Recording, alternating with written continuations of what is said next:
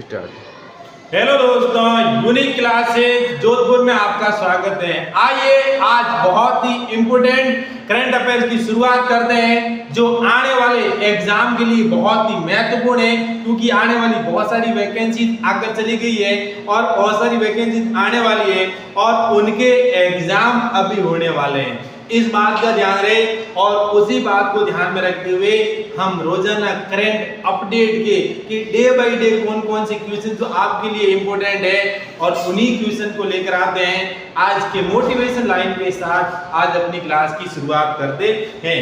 आज रास्ता बना लिया तो कल मंजिल भी मिल जाएगी। कि अगर आपने देखो, जैसे आप ये सोच रहे हो ना कि हमारा भविष्य कैसा होगा, भविष्य आज की हुई मेहनत पर ही निर्भर करेगा। ऐसा नहीं कि आज तो जिंदगी में मजे कर लो, आराम से रेस्ट कर लो, फिर देखते हैं कि अगली बार वाह उस समय ऐसा नहीं हुआ, हमें अच्छी पोस्ट नहीं मिली, मन सही जगह पर हम सेट नहीं हो पाए। क्यों नहीं हो पाए? क्योंकि आज ही जो हमने डिसाइड कर लिया वही कल मंजिल मिलेगी। हौसलों से भरी ये कोशिश कल एक दिन रंग लाएगी। इस बात का भी ध्यान रखना, क्योंकि हौसला होना चाहिए, जज्बा होना चाहिए। इसी के साथ अपने फर्स्ट क्वेश्चन की शुरुआत करते हैं कि इंटरनेशनल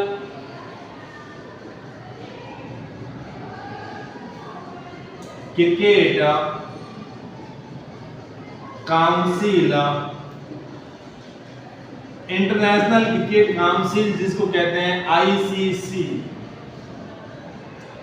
का चेयरमैन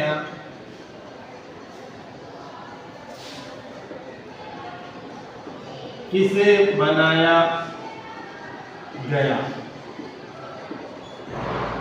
बहुत ही महत्वपूर्ण क्वेश्चन है कि इंटरनेशनल क्रिकेट काउंसिल आईसीसी जो पूरे विश्व के लिए जो वर्ल्ड कप का करवाती है, T20 वर्ल्ड कप करवाती है, बहुत सारे क्रिकेट मैच का जो इवेंट करवाती है, और उनकी संस्था आईसीसी जो इंटरनेशनल क्रिकेट काउंसिल है उनका चेयरमैन किसे बनाया गया, किसे नियुक्त किया गया, इस बात का भी ध्यान रहे। और किसे बनाया गया?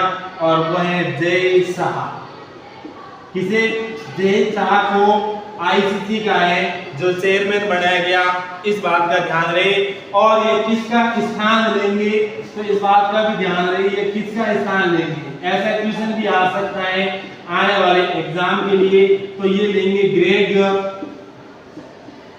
बार्कले। ग्रेग बार्कले है और उस ग्रेग बार्कले का स्थान लेंगे कौन लेंगे? जैसा।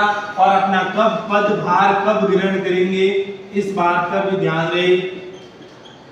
तो पदभार है वो करेंगे 1 दिसंबर 2024 को है जो अपना पदभार ग्रहण करेंगे। और हमारे लिए सबसे महत्वपूर्ण बात है कि ये निर्विरोध चुनाव जीते हैं। इनको किसी के सामने, इनके सामने किसी की भी हिम्मत नहीं थी कि वो कोई फॉर्म भरे और इनको वोटिंग करानी पड़े। इसलिए आईसीसी के जो अध्यक्ष चुने गए हैं वो चुने गए हैं जय शाह। लेकिन एक बहुत ही महत्वपूर्ण बात है कि आईसीसी के अब तक चुने गए भारतीय अध्यक्ष कि अब तक है जो आज तक आईसीसी के अंदर भारत के कितने व्यक्तियों ने वहां पर उनकी अध्यक्षता की है और किन किन लोगों ने अध्यक्षता के लिए दावेदारी की है, इस बात का ध्यान रहे। तो प्रथम व्यक्ति थे जिन्होंने अध्यक्षता की है वो की है जगमोहन डालमिया। जगमोहन डालमिया एक प्रथम व्यक्ति थे जिन्होंने उनकी अध्यक्षता की है। कब की है? 1997 से लगाकर सन 2000 तक। कौन थे प्रथम व्यक्ति? भारतीय जगमोहन डालमिया है, उन्होंने आईसीसी की अध्यक्षता की। और उसके बाद दूसरे नंबर पर व्यक्ति थे जिनका नाम था शरद पवार। कौन थे? शरद पवार है, इन्होंने आईसीसी की अध्यक्षता की। और कब की? वो की सन 2000 से लगाकर सन 2012 तक। दूसरे नंबर के व्यक्ति है शरद पवार, जिन्होंने सन 2000 से लगाकर सन 2012 तक अध्यक्षता की। और उसके बाद है तीसरे व्यक्ति जिनका नाम है एन श्रीनिवासन और एन श्रीनिवासन ने 2014 और 2015 के अंदर है जो आईसीसी की अध्यक्षता की, इस बात का भी ध्यान रहे। और उसके बाद है जो 4 नंबर के व्यक्ति है और वो है शशांक मनोहर। क्या है? शशांक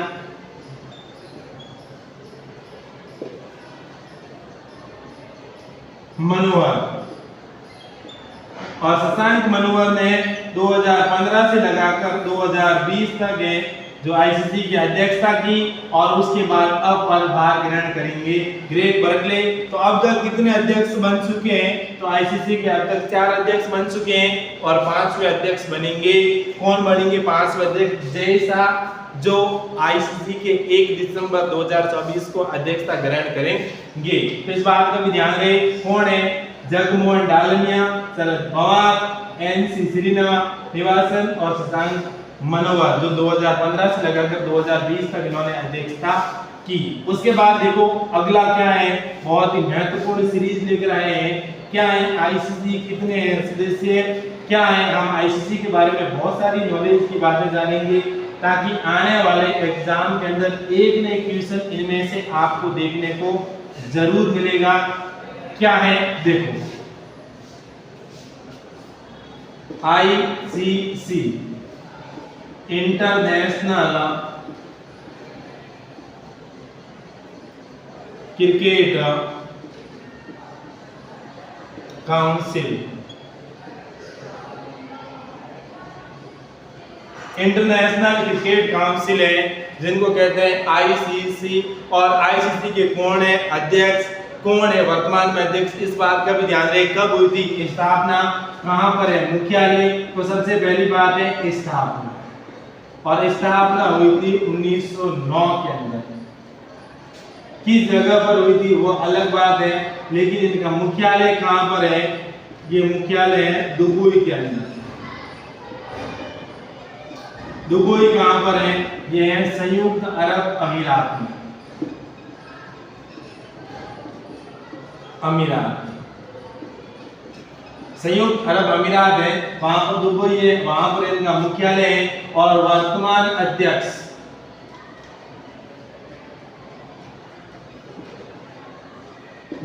अध्यक्ष है ग्रेग बार्कले, क्योंकि जैसा है ना जैसा, ये कब बनेंगे? ये बनेंगे 1 दिसंबर 2024 को। इनका चुनाव हुआ, अभी ये अध्यक्षता अपने पद ग्रहण नहीं किया, इस बात का भी ध्यान रहे। और इनके पूर्णकालीन सदस्य कितने हैं, इस बात का भी ध्यान रहे। तो पूर्णकालीन सदस्य हैं वो हैं 12 और कुल सदस्य कितने हैं? तो कुल सदस्य हैं वो है 96 सदस्य हैं जो आईसीसी के जो सदस्य हैं उनमें से 12 सदस्य इस प्रकार से हैं जो प्रॉपर तरीके से एक्टिव हैं और वो क्रिकेट खेलते हैं। इस बात का भी ध्यान रहे। आईसीसी इंटरनेशनल क्रिकेट काउंसिल है, इनकी स्थापना कब हुई? 1909 के अंदर हुई। मुख्यालय कहाँ है? दुबई। कहाँ है? संयुक्त अरब अमीरात में, जिनको शॉर्ट भाषा में कहते हैं यूएई। और इनके वर्तमान अध्यक्ष कौन है? ग्रेग बार्कले है। और अध्यक्ष कौन बनेंगे? जय शाह कब बनेंगे? 1 दिसंबर को।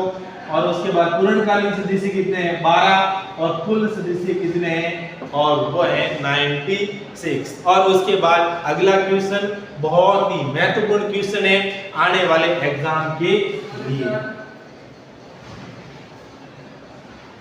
क्या है आने वाला क्वेश्चन? देखो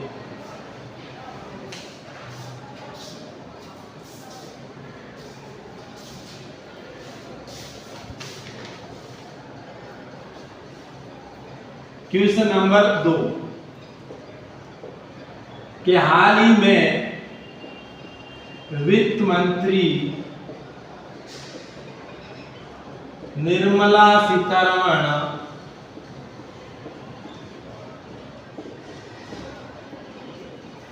ने नए जीएसटी भवन का उद्घाटन कहां किया है? ये बहुत ही महत्वपूर्ण क्वेश्चन है जीएसटी से लेकर, क्योंकि जीएसटी हमारे देश का एक सबसे महत्वपूर्ण अप्रत्यक्ष कर है और अप्रत्यक्ष कर इतनी तेजी से बढ़ रहा है कि हमारे लिए बड़ा गर्व की बात है, क्योंकि जुलाई का जो हमारा जीएसटी कलेक्शन है वो करीबन 172 लाख करोड़ रुपए से ज्यादा है। तो इस बात का भी ध्यान रहे, और ये हमारे देश के लिए बहुत ही महत्वपूर्ण है जीएसटी कलेक्शन। तो जीएसटी के नए भवन का उद्घाटन कहां पर किया है? तो उन्होंने किया है उदयपुर के अंदर। और उदयपुर कहां पर है? यह है राजस्थान का एक जिला है जिसका नाम है उदयपुर, जिनको जिलों की नगरी के नाम से भी पुकारा जाता है, और ये राजस्थान का कश्मीर भी कहते हैं, क्योंकि इतना भव्य है जिनकी आप इमेजिनेशन नहीं कर सकते, कल्पना नहीं कर सकते। और उसके बाद देखो कौन है वित्त मंत्री? तो केंद्रीय वित्त मंत्री है ना, वो है निर्मला सीतारमण।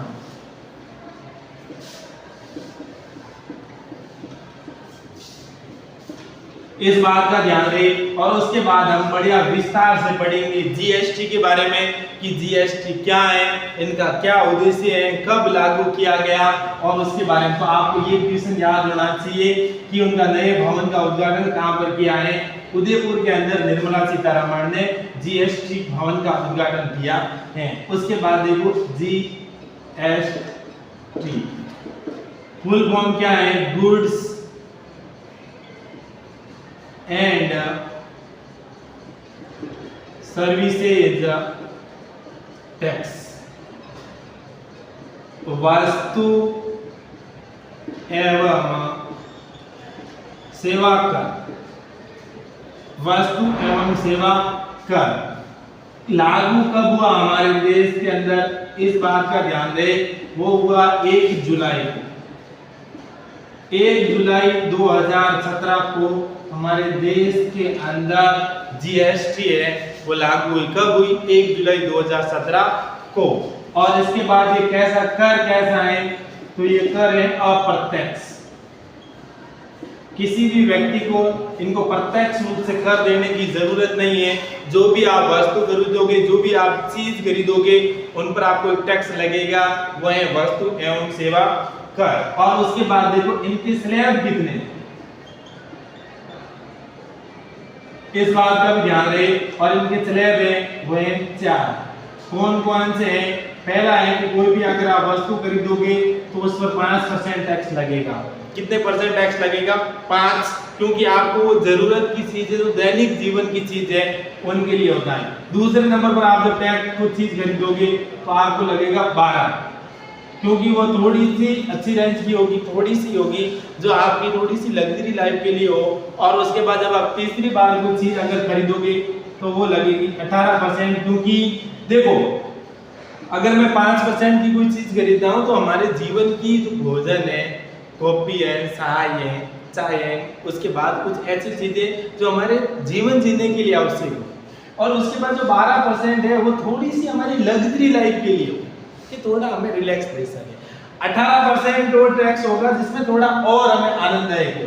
और उसके बाद जो कोर स्लैब होगा वो होगा 28% का, जिसमें कार है, बहुत सारी परफ्यूम वगैरह हैं, ऐसी चीजें जो हमें हमारे लिए जो शान शौकत है, उनके लिए जो हमारी अन्य जरूरतों को पूरा कर सके, उनके लिए 28% जीएसटी है। और जीएसटी कितने प्रकार की होती है? जीएसटी के प्रकार कितने? तो जीएसटी के प्रकार हैं 4। इस बात का भी ध्यान रहे कि 4 प्रकार की जीएसटी है। कौन कौन सी 4 प्रकार की जीएसटी है? पहला है एचजीएसटी, दूसरी है सीजीएसटी, तीसरी है आईजीएसटी, और जो 4 नंबर की है वो है यूटीजीएसटी। तो जीएसटी कभी भी आपको बहुत सारे क्वेश्चन ऐसे भी पूछ सकते हैं कि जीएसटी के स्लैब कितने हैं? तो स्लैब भी 4 है, 5%, 12%, 18% और 28%। और जीएसटी के प्रकार भी कितने हैं? 4। एचजीएसटी, CGST, IGST और UTGST, इस बात का भी ध्यान रहे, ये हमारे लिए बहुत ही महत्वपूर्ण है। और उसके बाद क्वेश्चन नंबर 3 क्या कहता है, क्वेश्चन नंबर 3 और वो कितना इंपॉर्टेंट है हमारे लिए, देखो।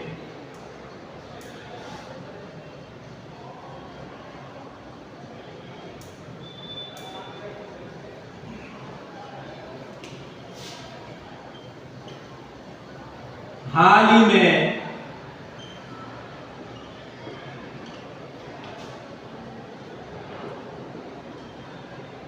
केंद्रीय गृह मंत्री ने लद्दाख में कितने नए जिले बनाने की घोषणा की। कि हमारे देश के गृह मंत्री है जिसका नाम है, क्या नाम है गृह मंत्री का, अमित शाह, और उन्होंने हाल ही के अंदर लद्दाख के अंदर जो केंद्र शासित प्रदेश है उनके अंदर कितने नए जिले बनाने की घोषणा की है। ये बहुत ही महत्वपूर्ण क्वेश्चन है कि जिले कितने बढ़ेंगे, 5। तो लद्दाख के 5 जिले कौन कौन से होंगे, इस बात का भी ध्यान रहे। तो पहला होगा वो होगा जास्कर, कौन सा होगा, जास्कर होगा। दूसरा होगा वो होगा नुब्रा घाटी, नुब्रा, तो नुब्रा जिला है जो दूसरे नंबर पर होगा। और तीसरे नंबर पर होगा वो होगा साम, कौन सा होगा, साम है। और जो 4 नंबर पर होगा वो होगा चांगथांग,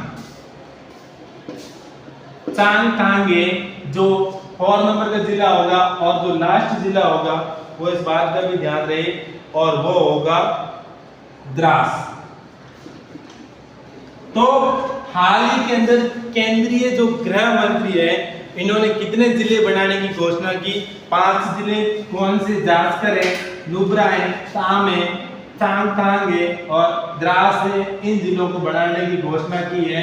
अब कितने जिले हो गए, इस बात का ध्यान रहे कि कुल जिले कितने हो गए अब। तो लद्दाख के अंदर कुल जिले हो गए अब 7।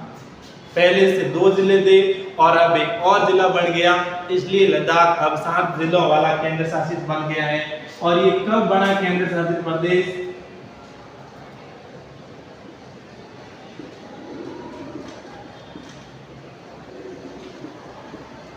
तो इनका अस्तित्व आया, वो आया 31 अक्टूबर 2019 को है, जो केंद्र शासित प्रदेश बनाया गया है। लद्दाख को किसके अलग किया गया, इस बात का भी ध्यान रहे। तो ये जम्मू कश्मीर से अलग करके केंद्र शासित प्रदेश बनाया गया है लद्दाख को। और उसके बाद बहुत ही महत्वपूर्ण क्वेश्चन और एक इंपॉर्टेंट क्वेश्चन क्या है, क्वेश्चन नंबर 4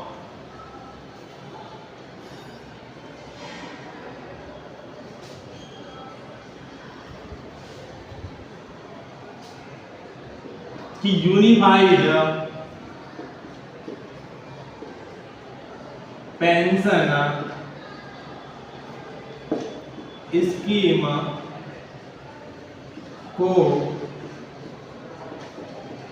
लागू करने वाला प्रथम राज्य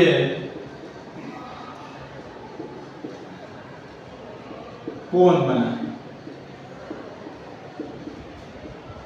कि जो यूनिफाइड जो पेंशन स्कीम है जिनको कहते हैं यूपीएस, क्या कहते हैं, UPS, UPRS, unified pension scheme है, इनको लागू करने वाला भारत का प्रथम राज्य कौन सा बना है। और उस राज्य के अंदर थोड़े ही दिनों के बाद चुनाव की घोषणा होने वाली है, इस बात का भी ध्यान रहे। और यूनिफाइड पेंशन स्कीम को लागू करने वाला भारत का प्रथम राज्य बना है और उस राज्य का नाम है महाराष्ट्र। कौन सा राज्य है, महाराष्ट्र। ये क्या है, ये केंद्रीय कर्मचारियों, केंद्रीय व राज्य कर्मचारियों के लिए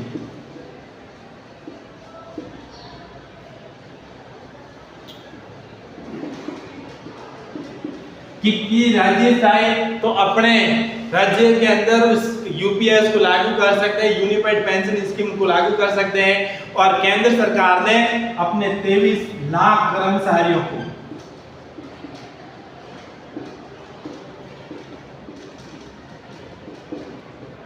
कर्मचारियों पर ये है ना, ये पेंशन स्कीम लागू की है। और इसके फायदे क्या होंगे कि जब भी कर्मचारी रिटायर होगा, जब भी एम्प्लॉइज रिटायर होगा, तो उनके पेंशन का, उनकी जो बेसिक सैलरी का 50% उनको पेंशन मिलेगा। इनका क्या उद्देश्य है, इस बात का भी ध्यान रहे यूपीएस का। तो उद्देश्य ये है कि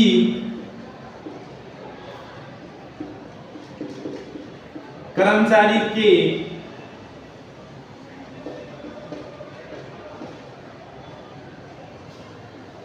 जो रिटायरमेंट है ना, रिटायरमेंट के लास्ट 12 महीने की बेसिक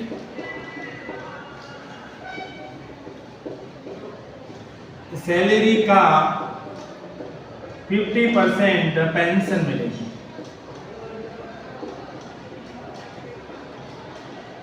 यही है कि इनका उद्देश्य, सबसे बड़ा उद्देश्य क्या है कि जो कर्मचारी जो काम कर रहे हैं वो जब वो रिटायर होंगे, तो रिटायर होने के बाद जो उनकी लास्ट 12 महीने की जो बेसिक सैलरी है, उस बेसिक सैलरी का 50% है जो पेंशन मिलेगी। लेकिन एक शर्त है कि उनकी सेवा है जो 25 वर्ष पूरी होनी चाहिए। अगर 25 वर्ष पूरी नहीं है तो उनके लिए ये सेवा, उनके लिए थोड़ी बहुत कम पेंशन मिलेगी। इस बात का भी ध्यान रहे। और अगर हमारा वीडियो पसंद आए तो शेयर, लाइक एंड सब्सक्राइब जरूर करना। Thank you.